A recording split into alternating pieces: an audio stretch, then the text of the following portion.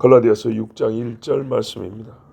형제들아, 사람이 만일 무슨 범죄한 일이 드러나거든 신령한 너희는 온유한 심령으로 그러한 자를 바로잡고 너 자신을 살펴보아 너도 시험을 받을까 두려워하라. 아멘. 앞서 우리는 사랑으로 서로 종노하라, 사랑으로서 역사하는 믿음이라 말씀 들었고, 이것이 성령의 열매에 속한다는 것도 다 알게 됐습니다. 그래서 이제 좀 구체적인 사건을 상정해서 이런 경우에 그 말씀이 어떻게 실제로 적용이 돼야 되는가를 가르쳐 줍니다. 지금 바울에게도 겪는 일이 뭐냐면 갈라디아 사람들의 일종의 죄죠. 다른 복음을 쫓아는 죄에 대하여 본인이 지금 취하고 있는 자세, 그것을 별도의 이 하나의 예로서 일반화시켜서 지금 다시 가르쳐주는 것 같기도 하고 그럽니다. 자, 형제들이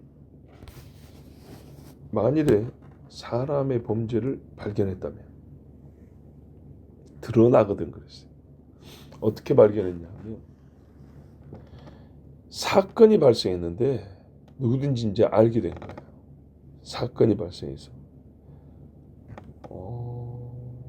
근데 그 범죄라는 것이 뭐냐 했더니 아주 계획적이고 악독한 마음이 가득해가지고 어떻게 남을 해코지할까 하는 그런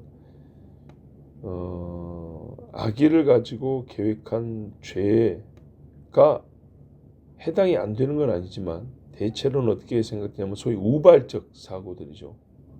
죄는 죄인데 보통 사람이 갖고 있는 이 통상의 정욕으로 말미암아 순간적으로 벌어지는 그런 죄들입니다. 이런 일들이 본문에서 말하는 이제 범죄의 주 해당 사항입니다. 그런 이제 사건들이 발생을 했어요. 예를 들면 어떤 사람이 친구들하고 교회 집사님이 밥 한 끼 먹고 나서 집에 가려는데 친구들이 붙잡아서 술 한잔 하고 가 그래가지고 이러면 안 되는데 하면서 몇 잔 마시고 오다가 폭력 사건에 휘둘려 술 취고 주먹질 해가지고 이제 경찰서에서 연락이 온 거예요. 그럼 이제 다 알게 되죠. 예를 들면 이제 이런 식의 사건들. 그때 어떻게 해야 되냐? 드러나거든. 자, 이렇게 드러나면 좋은데 평시에 막연하게 내가 생각해 저 사람은 평시에 죄를 좀 많이 짓고 살 것 같아. 오늘 뒷조사 한번 해볼까? 이런 식으로 하면 안 됩니다. 발생하여 인지가 자연스럽게 되는 사건이어야지 내가 이제 땅 파기식 수사를 한번 해봐가지고 파면 나오겠지. 이거는 남을 정죄하려는 목적을 가지고 하는 행동이죠. 나오긴 나왔다 하더라도 사실 우리에게는 그런 권한이 없습니다. 드러난 것에 대해서는 바로잡아야 되지만은 그러니까는 그냥 시기나 미움에 의해서 털면 먼지 나오겠지 하면서 한번 털어볼까? 요거는 그게 죄입니다. 우리에게 허락된 게 아닙니다. 그거는. 자, 이런 죄에 대해 어떻게 할 거냐? 물론 이제 사건이 우리에게 다 알려지지 않을 수 있어요. 아까 같은 경우도 그렇게 연락이 왔더라 이제. 구체적인 것은 바로잡기 위해서 어떻게 해줘야 되는가를 좀 알아야겠죠. 그래서 물어볼 수는 있습니다. 평상시에도 술을 그렇게 마셨냐? 평상시에도 네 옛날에 예수 믿기 전에 술 먹으면 그런 어떤 술주정이 좀 있었냐? 이런 식의 질문들. 그때 어떻게 싸우게 된 거냐라는 정도는 물어봐야겠죠. 소위 정당방위냐 아니면 너가 술 기운에 다른 사람을 해코지한 거냐. 이런 걸 물어보는 것을 지금 말하는 게 아니고 처음 시작이 중요한 거죠. 드러나서 알게 되고 그거를 바로잡으려면 정확히 알아야 되기 때문에 이제 물어보는 거는 우리가 막 그 수사하는 거하고 좀 다른 겁니다. 근데 평생 잘 지내고 있는데 저것을 어떻게 한번 해봐야 되는데 좀 알아봐. 그래가지고 파가지고 이런 거는 절대 하면 안 됩니다. 자, 누가 또 카더라 그러니까는 말로 죄를 만들어내면 안 됩니다. 아니 보니까 밤에 무슨 비닐봉지에 뭘 사고 하는데 꼭 보니까 병들이 막 속이는 건데 병소리가 나더라고. 부딪히는 소리가. 혹시 맥주를 사고 하나? 누가 한마디 이렇게 했어요. 그랬더니 아니 누구 집사님이 맥주를 산다네. 아니 누구 집사는 밤마다 맥주를 먹고 잔다네. 말이 이렇게 돌아가죠. 이제 이런 식의 말들 교회에서 절대 있으면 안 됩니다. 말이 많으면 뭐가 많다고요? 허물이 많아진다고요. 자, 만약에 그렇게 의심이 되면 물어보면 됩니다. 본인한테. 혹시 저번에 밤에 보니까 뭐 이렇게 병소리가 나고 병들 꼭 맥주병 같이 생긴 비닐봉지에 보이니까 그러셨습니까? 아 그거 저기 콜라였습니다. 그러면 아 그래요? 그러면 되죠. 참 물어보기도 곤란하게 하지만 정 물어보시면 그래야지. 혹시 그런가 하고 말을 해버리면 어쩌자는 거예요 이제. 자, 만일에 이제 어떤 은밀한 일에 대해서는 우리도 그렇고 누구나 그렇지만 그건 하나님이 판단하시고 이걸 드러내야겠다 하면 하나님이 숨기고 싶어도 드러나게 하십니다. 그럼 그때 가서 또 논하면 되는 겁니다. 그때 이제 어떻게 할 거냐. 신령한 너희는 그랬어요. 야 어느 정도의 신령함을 말하는 거지. 오순절에 막 성령 임재 받은 사람 정도 신령함인가. 막 베드로가 아나니아와 삽비라 한마디 해놓고 막 죽어버리고 막 이런 신령함인가? 그건 아니고요. 일반 성도들을 존귀하게 부르는 표현일 수 있어요. 성도를 성도야 이렇게 안 하고 하나님의 자녀여 기름 부음 받은 거룩한 백성이여 뭐 이렇게 부르기도 하잖아요. 그렇게 부를 수도 있어요. 근데 이제 대개 이런 일에 판단을 누가 하냐? 바로잡는 일 누가 하냐면 교회 지도자들이 합니다. 요즘은 목사 장로가 주로 일을 합니다. 그래서 교회 지도자 그룹 또는 타인에 비해서 그래도 신앙생활을 오래 하고 믿음이 좀 있다라고 불리는 그런 사람들을 이제 위주로 가리켜 하는 말입니다. 신앙의 수준이 좀 있다 하는 사람들. 그 사람들이 1차로 여기 신령한 너희에 해당합니다. 어떤 자세로 임해야 될 거냐? 자, 온유한 심령으로. 자, 전제로서 어떤 일이 있어야 되냐면 죄 지은 자가 계획하고 막 악의를 품고 한 건 아니잖아요. 그래서 아이고 제가 잘못했습니다. 제가 아직까지 그걸 못 끊어가지고 이렇게 교회에 누를 끼칩니다. 이런 태도를 보이고 있단 말이죠. 그랬을 때 소용없어 이 새끼야 너는 지옥이나 가버려. 나가. 그러면 안 된다는 거예요. 네. 그렇게 자기 죄를 부끄러워할 줄 알고 회개 이 준비자세가 돼 있다. 그러면 지금부터 회개하고 이제 다시는 그러지 않을 거예요 하면 예 그래야죠. 이런 자세가 있다. 그랬을 때 어떻게 하냐면 온유한 심령으로 바로잡아줘야 된다는 겁니다. 이때다. 뭐 기회다. 신랄하게 욕하고 평상시에 예수 믿는다고 욕도 잘 못했는데 이때 욕 다 해버려야지. 그러니까 직접적인 어떤 단어로 욕이라든지 남을 깎아내리는 말이라든지 그냥 막 다 하고 자기 의로움을 자랑할 기회로 삼아서 나는 절대 그러지 않아. 우리 집은 그런 사람 하나 없었어. 예, 막 그런다든지 예수를 믿고 어떻게 그럴 수가 있어? 그러면서 그냥 교회 한 바퀴 도는 거예요. 그걸로 한 3박 4일 써먹고 이참에 그 한 사람의 작은 그 한 가지로 나의 잘하는 것 한 10가지를 그냥 교회 홍보하는 시간으로 삼는 이러면 안 됩니다. 이런 때는 그 사람이 영혼을 구하는데 1차 목적이 있어야지 저 사람을 바로잡을 자리에 있는 내가 얼마나 자격이 되고 내가 얼마나 뛰어난 사람인가 요거를 말하는 시간이 아닙니다. 그거 허락되지도 않지만 그러면은 저 사람은 어떻게 될까요? 굉장히 더 많이 부끄러지고 듣지도 않고 떠날 수도 있겠죠. 물론 이제 여기에는 각자의 인품과 신앙의 성숙함이 조금씩 사람마다 차이가 있기 때문에 그건 이제 좀 차치하고 하는 얘기입니다. 일반적으로. 즉 죄인이 완전히 무너져버리고 좌절하고 나는 이제 의에 대해 소망을 가질 수 없다. 이렇게 끝나지 않도록 돌아올 수 있는 교훈을 줘야 된단 말이에요. 고린도 후서 2장에 보면 고린도 교회에 이 비슷한 사건이 하나 있었어요. 그때 바울이 뭐라 그랬냐면 그 사람한테 너무 지나치게 험하게 말하지 마라. 그러면 나한테 하는 것 같다. 그러면 나도 너희들한테 그래 할 게 많다.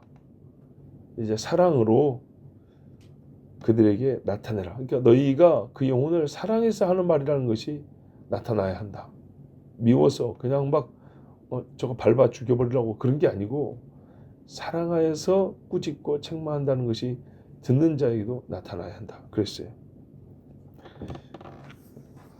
만일에 그렇지 아니하고 계속 미움이 일어나면 사탄의 관계에 넘어간다는 걸 알지 못하느냐. 이렇게 말했어요. 자, 여러분. 그리고 이제 이러한 온유한 심령으로 어떻게 해야 되냐? 친절하고 관용하고 그래서 험한 말을 못 하겠어요. 나무라지를 못 하겠어요. 그러면 어떻게 됩니까? 죄인으로 옹호하는 꼴이 되어버립니다. 괜찮아. 잃어버리면 어떻게 하자는 거예요? 동정심으로 이 지나친 동정심으로 바로잡고 그랬는데 바로잡는 일은 못하고 끝날 수가 있습니다. 자, 바로잡는다는 말은 뭐냐면 뼈가 빠지면은 이 맞춰 끼우는 그 말입니다. 본래 말 뜻은. 그러니까 탈골된 상태라는 거예요. 그 사람의 행위는 신앙인의 자세에서, 신앙인의 삶에서. 그거를 어떻게 해요? 맞춰 끼우려면 좀 아프긴 하죠. 그죠? 전혀 아픔이 없는 말을 들을 수는 없습니다. 죄를 지었는데 어떻게 전혀 아픔이 없는 말을 들을 수가 있어요? 그래서 그 약간의 아픔은 당연히 각오를 좀 해야 되고요. 그러나 거기서 지나치게 하는 걸 뭐라는 거죠? 안 아프게만 해가지고 바로 잡는 수는 없습니다. 절대 없습니다. 자기 죄를 깨닫고 시인하고 회개하여 거룩한 삶으로 돌아오도록 바로 잡아줘야 합니다. 그러려면 사람이 정신을 똑바로 차려야 되겠죠. 그러니까요, 탈골된 정신을 제자리에 맞춰 끼워줘야 됩니다. 아하, 내가 틀렸구나. 내가 신앙에서 이러면 안 되는데 내가 분명히 이게 하나님께 영광을 가리고 성령을 근심하는 죄를 지었구나. 알아야 합니다. 제정신이 들 수 있을 정도로 훈계해 줘야 됩니다. 이건 온유한 태도와 서로 상반되고 항상 대립되는 건 아닙니다. 내용은 엄중하고 분명히 된다 그 말입니다. 그죠? 마음은 불쌍히고 사랑하는 마음을 하되 내용은 엄중해야 된다는 거예요. 그러니까는 엄중하다고 해서 분노하고 멸시한다 꼭 그런 말이 아닙니다. 여러분 사랑과 애통하는 마음으로도 엄중하게 표현할 수 있습니다. 선지자들을 보세요. 선지자들이 전부 다 부드러운 사람들은 별로 없었습니다. 왜냐하면 죄가 컸기 때문에 이거는 이지하고 다른 진짜 악한 죄들이었기 때문에 아주 강력하게 말했습니다. 그러나 이스라엘 위하여 우는 사람도 선지자들이었습니다. 책망하고 주의 말씀으로 훈계하는 일은 반드시 최종 목적으로 이 사람을 바로잡아야 되기 때문에 있어야 합니다. 그런데 이런 일을 하면서 자신에 대해서도 생각을 하라 그랬습니다. 후반부에 보면 너 자신을 살펴보아. 이 생각은 10번 책망을 한 번 하는 게 아니고요. 할 때마다 자기에 대한 생각도 해야 된다는 말입니다. 본래 우리는 무자격자입니다. 같은 죄인이잖아요. 그런데 타인의 죄를 다루는 일을 해야 하는 의무를 가진 겁니다. 참 이게 복잡한 일입니다. 자격은 없는데 의무를 가져요. 본질적으로 똑같은 죄인이지만 내가 부모가 된 자로서 목회자가 되어서 신앙의 선배가 되었기 때문에 해야 되는 의무입니다. 그렇기 때문에 어떻게 하냐? 내가 처음부터 나하고는 좀 다른 사람이야. 질적으로 나는 나하고 달라. 이런 식으로 바로잡는 것이 아니라는 겁니다. 나도 똑같이 너처럼 죄인이다. 그리고 언제라도 죄 지을 수 있다. 요거를 뭐 매번 들려줄 필요는 없어요. 그러나 스스로는 그 생각을 하면서 바로잡아줘야 된다는 거죠. 나는 절대 죄 짓지 않은 사람이고 나는 니하고 달라. 너희 같은 인간들하고는 달라. 이래버리면요. 뭐 꼭 의식적으로 그 말을 안 하더라도 무의식적으로 그 이런 자기 자신에 대한 착각과 오만을 가지게 되면 어떻게 됩니까? 너도 시험을 받을까 두려워하라에 딱 걸려버립니다. 시험을 받습니다. 그런 사람들은. 그 오만 때문에. 그래서 이 말씀, 이 후반절의 말씀을 기억하는 것만으로도 사실 실천이 되겠습니다. 그러니까 누군가를 책망할 때가 되면 너도 살펴봐. 너도 시험을 받을 수 있다는 것을 기억하라. 두려워하라. 이걸 혼자 한 두 번 되뇌기면 그것이 바로 이 말씀의 실천이 되겠습니다.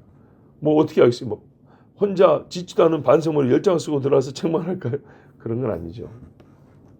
너도 시험을 받을까 두려워하라. 자, 다윗을 보세요.